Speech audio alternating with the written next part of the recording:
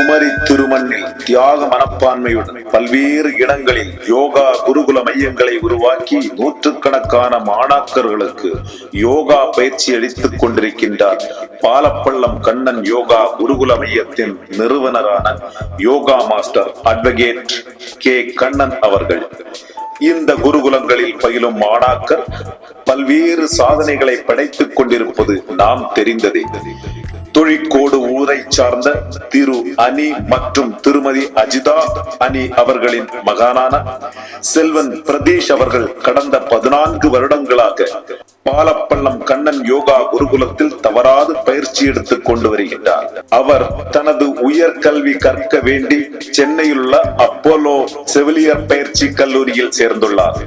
கல்லூரியில் நடந்த தனித்திறமை நிகழ்ச்சியில் பிரதீஷ் அவர்கள் நிகழ்த்தி காட்டிய யோகாவை பார்த்து மெய் சிலிர்த்து போன கல்லூரி நிர்வாகம் அவரை அந்த கல்லூரியில் உள்ள மாணாக்கர்களுக்கு யோகா பயிற்சி அளிக்கும் பொறுப்பை கொடுத்துள்ளது.